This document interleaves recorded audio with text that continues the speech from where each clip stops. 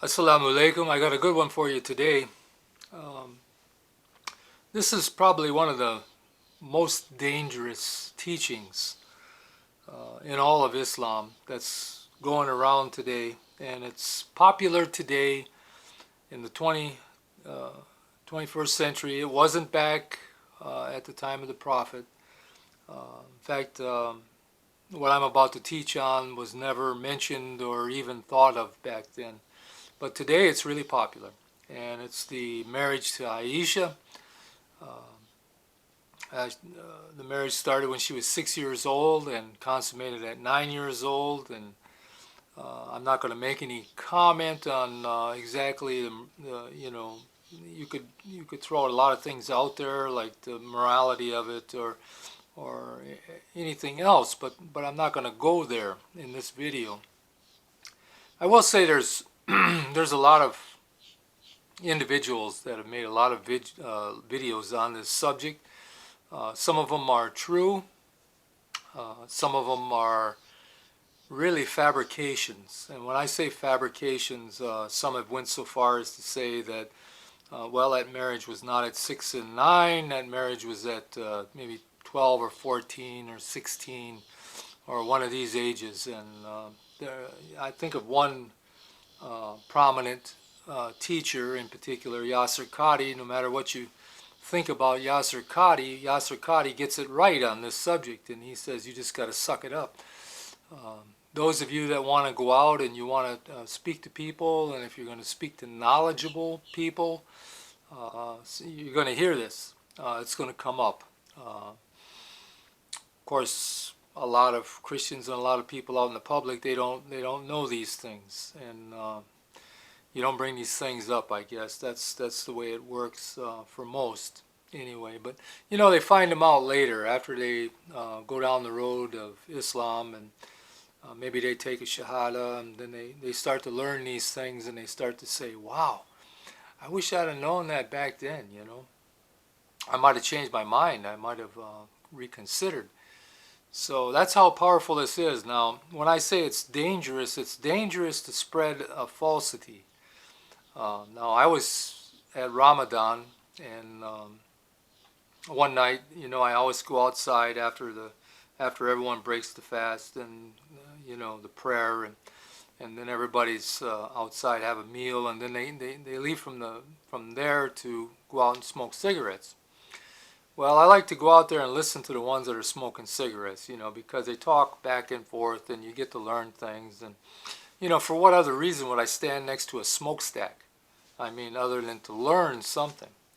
So they're out there smoking, and I'm asking, I asked this question, this came up, the age of Aisha.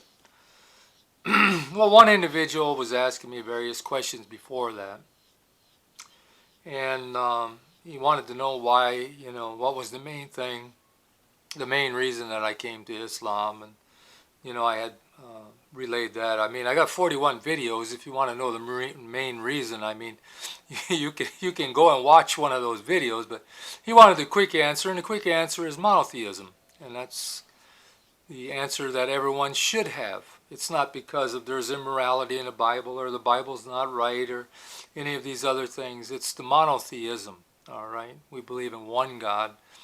I started to believe that Christianity had three. So this is one of the reasons that pushed me in the direction of Islam.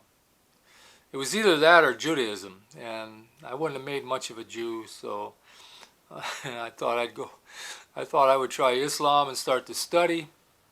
And as I did, I believed that I was guided along the way and impressed to take a shahada and become a Muslim. But saying all that and that aside, we had this conversation out there about the age of Aisha, and this brother didn't seem to think that it was at 6 and 9. Okay, and I told him, I said, it's in a hadith. He says, wow. And then I had to tell him, I told him it was in Bukhari, and the most authentic hadith. And well, he said, I don't, I'm not big on Bukhari anyway. Well, it's in Muslim, it's in Abu Dawood, it's in all the Sahih hadith. So it's your ignorance is the problem because you haven't been reading. So it does say 6 and 9. I'm going to get to that in a minute. I'm going to show you where it says it because I don't think this guy would ever be convinced unless he's seen it. And even then, I'm not thinking that he was going to be convinced. So we went down that road, and this guy was real vocal. I mean, he knew everything. I met this kind in the Christian churches, you know, the kind that know it all, they can't be taught. And the best thing to do is just to leave them alone and let them, you know, waller in their ignorance. That's the only thing that I can say, and that's exactly what this guy was doing. So where is it found? And you know, why is it so important? Well, it's found in the most authentic hadith, and it's important because hadith is something that for a Muslim is something you have to believe. You know, we get so much from hadith that we don't get from the Quran. We get the 5 prayers a day. We don't get that out of the Quran. The Quran doesn't tell us to pray 5 times a day and in the format that we're praying in and all that. You don't find that in the Quran. It's not there. It's in hadith. So when you start to mess with hadith and you start to pick and choose and chop which one you want and which one you don't want to practice, you run onto really flimsy ground. And to say that Bukhari is, well, I think he told me that I better go get some different sources because the sources I was using wasn't accurate. Okay, that's what he basically told me. The 6 and 9, that's not accurate. But I want to show you that it's in the hadith. I want your feedback on this. You know, we're all learning. We're all on this journey and we're learning. So I want you to write back, and when you confront these individuals, and probably you have, I want to know how you dealt with that. Did you run away? Did you say I don't know, or did you say like this guy? Well, it's not. That's not true. It's 12, 14, 16, or whatever. The teachers of the day, the apostate teachers, by the way, because if you don't believe the hadith, that's one of the nullifiers of Islam. That can take you out of Islam. It's like in the Catholic Church, you would be excommunicated if you didn't believe in the Catholic doctrines and practices. Okay, so this is one of those things that could take you out of Islam. What happens usually when a person is believing in error like that, there's an attempt made to be taught. So if they won't listen to reason and they won't listen to what the Quran or the Hadith say, well, then they're an apostate. Then they wind up taking themselves out of Islam. Okay, they're no longer a Muslim. It's plain and simple. Plain and simple. If you want to believe 12, 14, and 16, you're not a Muslim. Well, you know. And what they do is they get this 12, 14, and 16 from that a girl of 9 years old was as mature as a 12, 14, or 16-year-old. And girls back then, remember, they had their periods earlier because of the warm climate and you know, all of this malarkey. But, you know, that's, I'm going to, every once in a while, add my opinion in there. Malarkey. And I'm going to show you why I say malarkey when we get to Muslim. We're going to look at what's written there. Okay, so saying all that and all that aside, you can't argue with hadith. You just have to deal with it. You just have to believe it. If you don't believe it, you need to probably find somebody who can teach it to you. Okay, but if it is what it is, it says what it is. So you either accept that or you don't.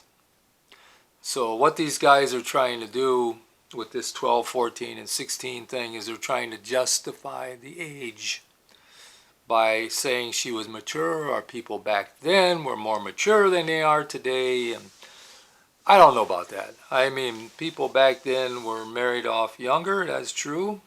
But people today are leaving the house. You know, I left the house at 17. So, you know, I see people 35 years old still at home or living with relatives or something or another, you know. So talk about maturity, you know what I'm saying? But anyway, probably the more we say on this, the more confused this issue is going to be. So I'm going to stop right there and I'm going to give you the hadith because that's the clincher. I'm going to look first in Bukhari. I got a little something in my throat. It's constant allergies here, constant rain, dampness, humidity. I've been cleaning out my house. I've been getting rid of things, selling things, possibly planning to move in the near future. Just realize that, you know, I'm an old man, and when I leave, I don't want to leave all a pile of junk for somebody to deal with, you know. And that's what usually happens. You know, grandma dies, the entire place is chock-block full, and Goodwill gets the blast of it, you know. So we're going to take and sell it and make use of some of that right now instead of, you know, worried about that later. All right, Surah al-Bukhari. We're going to start with volume 7. I hope you can see it. This is Bukhari.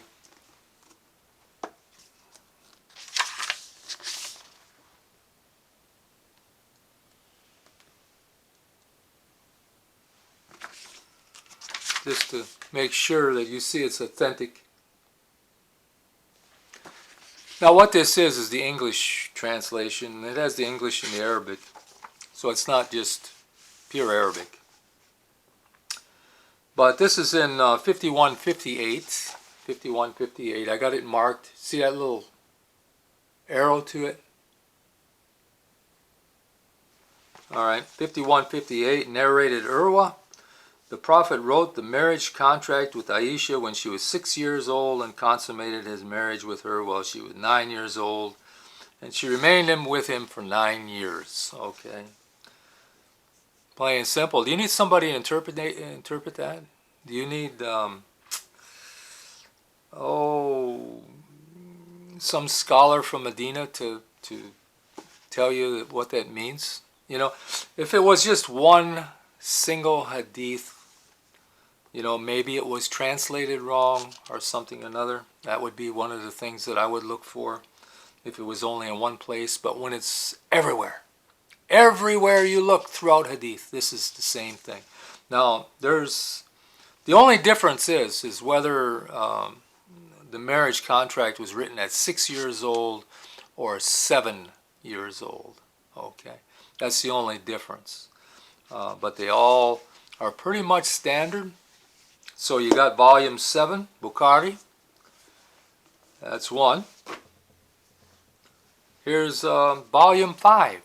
Volume 5. I don't know if I got to go through the whole front thing again for you, but I don't think that's necessary. Trust it's volume 5. And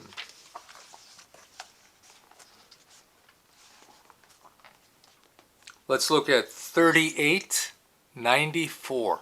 3894.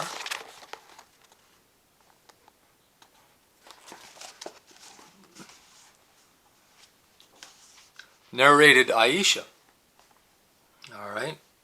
My marriage, my wedding contract with the Prophet was written when I was a girl of 6 years. Pretty plain and simple, eh? It's in the hadith, buddy. Not 12, 14, 16. Not what you're saying. It's in the hadith. All right. Was when a girl is 6 years old, and then it talks about the journey, you know, where they went and all that. But you know, this is many more places. Many more places. You know, when you look through the marriage, this is in the most authoritative hadith. Bukhari is number 1. Now we're going to go to number 2 because that would be Muslim. Sahih Muslim. All right. Yeah, look at this. Yeah. We could go to Abu Dawood. We could go to a bunch of them, but you know, you think that all that's necessary? Is your brain so out of kilter that you're not grasping it? You know, I know I'm doing this video for the benefit of this individual, because he didn't think that that was in. You know, I should get better sources. I don't know how you get any better sources than this right here. Where are you going to get your better sources from? Some little speaker? I don't even say he's a scholar, but some speaker maybe in Malaysia? Is that the guy you're going to listen to? He may have a good jive with him, and we call that jive. When we were kids, and you know, we grew up, and you know, and when I started driving a truck, you know, you get in a truck stop, and these drivers, these other drivers, were not just drivers; they were jivers. I mean, you couldn't believe a thing they said, and not unless you've seen it. So you're going to listen to some jiver in Malaysia or some other guy here in the United States that's talking this baloney? You're just going to have to suck it up. This is what it says. This is exactly what it says. Now, I'm not making any condemnation or affirmation that it's fine. I'm not doing any of that. I've got my own opinions on this. I will make this statement. I live in the West, and my culture is from the West. Okay, so I grew up in a different world than most everyone. Okay, if you're from Egypt, you're in a different world. If you're from Pakistan or Malaysia, or you're from India, Saudi, or you're from wherever you're from, it's different. Okay, I watched a video where Kenny Balmer, I don't know if you even know him, he's got a little YouTube channel. And he was debating, oh Jesus, who was he debating? That big mouth. At any rate, David, can't remember his last name now. Should have wrote it down. I don't watch it that much because it's just full of junk. But anyway, he was debating this guy, David Wood. That's who the guy is. And he's anti-Islamic and Islamophobe. He's the highest degree. But anyway, he was debating him, and somebody had asked at the end a question, and do you believe it was right? And he couldn't answer it. He wouldn't answer it. He knew better than to answer it because he'd polarize himself and his viewers and subscribers and whoever else. But look, I'm not going to shoot you any kind of a line. I'm going to answer that. I'm going to say, in this country, the United States of America, true in the past, maybe 100 years ago, maybe not even that long ago, you know, girls were married at 12 years old or 11 when they started to menstruate. This was not the norm. It was not the norm. I think of my own family. I think of my mother was married probably when she was 14, almost 15 years old. And my father was like in his late 20s. So I'm thinking about that. So it was sort of common, but not at 9. Now, not in this country anyway. Now, if that was practiced today, I think it's 18 is the legal age today. Now, the Prophet, peace be upon him, was 51 years old when he wrote that contract. He was 54 when that marriage was consummated. That would, in this country, that would buy you a free rental for about 20 years and food, 3 hots and a cot, you know. And Bubba would be sleeping in your cot below you in a little, 6x8 room or 6x10 room. This is the way it is in this country. You're never going to get out of jail. All right. And when you do, you're going to be marked for life. Now, I think the age of consent in this country, United States, right now, I think the legal age of consent is 18. Okay? Anything below 18 is illegal. All right? So I just thought I'd run that by you because this is the world that I grew up in. All right? You grew up in a different world. Well, that's all right. I understand that. I understand where this is coming from. I understand that. You know, we're talking about a people that were at the time polytheists, you know, worshiping idols, burying their daughters in the desert alive. I mean, these are barbarianism doesn't, or barbarian doesn't even begin to describe this situation. So this is I just want to throw that out there to you because understand something about the United States, the country that you want to make hijra to, the country that you want to come and, you know, get your fine job and, you know, and just prosper like you wouldn't believe because everybody here is prospering, right? You believe that, you're wacky as can be, I can guarantee you. But anyway, let me read this last one, and this is Muslim, and I'll put it back Muslim. I'm going to read from 3481, okay? It was narrated. Who's it from? Who's it narrated from? Not some crazy that, you know, the line has not been checked. This is narrated from Aisha herself, okay? It's narrated from Aisha that the Prophet married her when she was, and it says here, 7 years old, and she was taken to him as bride when she was 9 years old, and she took her dolls with her. Now, I don't know how much you guys know about Islam, but dolls, playing with dolls and images as such, past the age of menstruation for a girl is prohibited. Now, I was told that that's my opinion.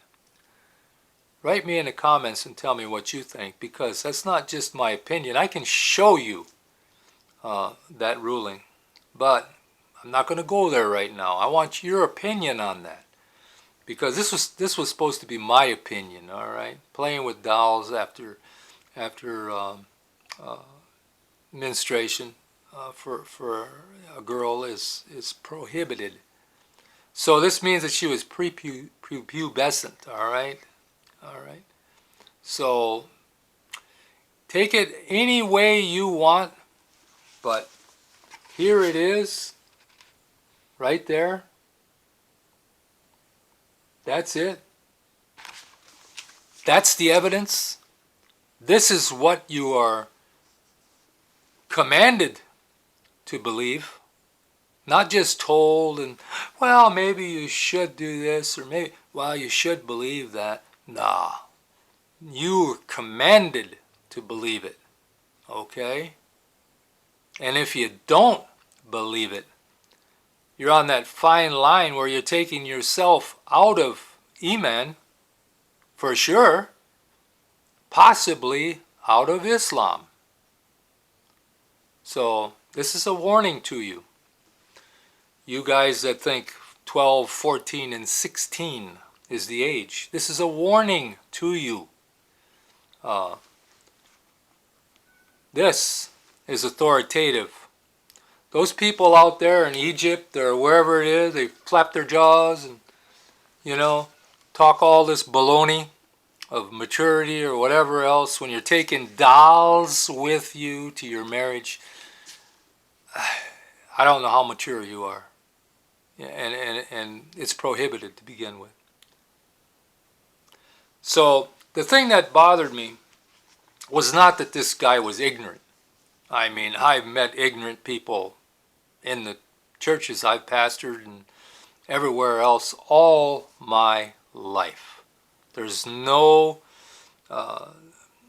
there's an abundance of ignorance out there. So the fact that this guy didn't know what he was talking about doesn't bother me at all. The fact that there's 3 others standing there, lifelong Muslims, and they zipped it. Now, either they didn't know, and they believe that malarkey and baloney. Either they didn't know or they were scared to say something. Either way, this is Ramadan. That's what you attended Ramadan for, not for the free meal, not for the dates and the water and the free meal. Okay, you practiced Ramadan to be a better Muslim, to follow Allah.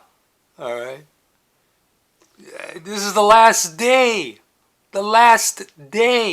and you won't stand up for hadith. What in the world is wrong with you?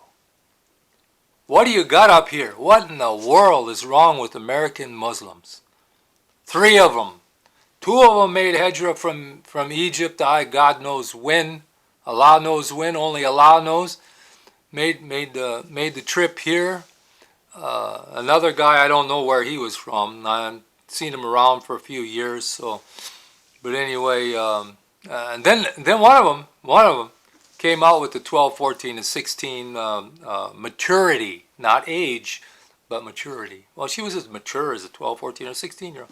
Yeah, I see a lot of 16-year-olds and 14-year-olds and 16-year-olds carrying dolls with them when they get married, right? Nutty. Okay, I think I said enough. I want your comments. I do want your comments on this subject because this is one that, like I said, it's destroying Islam. 2 things destroy. It's dangerous. 2 things make this dangerous. One is the use of the explanation, all right, which is false. It's not hadith. So it's, what do you call it, an improvisation. That's what it is. You're improvising, trying to improvise on this, trying to soften it and smoothen it, all right? Which you can't do. I don't know. I don't care how you do it. Like I said, you can't do it. Okay, it's right there. It's right there in the book. So, and you don't need any explanation for that. You don't need so-and-so from Medina, school up there to explain that to you. It's just plain, and it's in everything that you read. If they don't try to hide it, it's in the sources. Okay. Number 2, if it destroys the community, and this is one of the things that this does. I mean, it destroys the community in that they are led away from the truth into a lie and an error. So that's 2 things that are wrong. Now those 2 things right there are nullifiers. Okay, it'll nullify your iman, that's for sure. Probably nullify your Islam as well. Okay, now you don't believe it, I don't care. I'm going to stand accountable for what I just said and what I just taught, and on that day it's going to be a testimony to you. You heard it? You didn't believe it? I would say you're not a Muslim. If you can't be taught on this subject, you're not a Muslim. You can't be corrected onto it. Okay, that's enough. I thought I would wait on this video for a while until everything was over. Ramadan is done. Eid is over. I did get fairly sick during the middle of Ramadan. I was going to do one on health.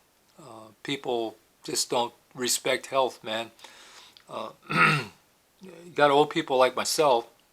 Of course, my immunity is pretty good because I work out more or less, ride a bicycle, and I'm not really that far gone yet. But what do they do? In their hand or in your face, and then shake your hand, and stand next to you coughing their brains out, more or less, and you're bound to get sick. And I got sick for about 5 or 6 days. I think it was just a common cold. I don't believe it was COVID. I had COVID earlier, and I didn't feel any of the symptoms and didn't get any of that mess. So I think this is time to close this video. I hope you enjoyed it. I try to give you content that no one else is giving you. They're not going to give you this content. They're worried about Patreon. They're worried about your support. They're worried about a multitude of things, and they won't open their mouths on this because it ruffles feathers, maybe, gets people mad. Anytime you correct somebody who knows it all, they get mad, and doesn't mean a thing to me. I'm just a traveler here. I'm just traveling through, more or less a sojourner in this land, and soon I'll be gone. And a few years after that, no one's even going to remember I was here. And that's, yourself is included in that, believe me. So I thought I'd throw this out to you. Hope you learned something. I hope you can't teach everything on this subject in one little video like this.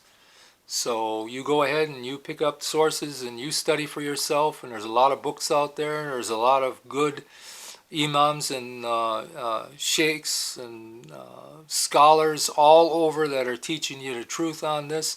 Listen to them. Okay? That's my advice. Listen to them. Don't be misguided with 12, 14, or 16 years old foolishness.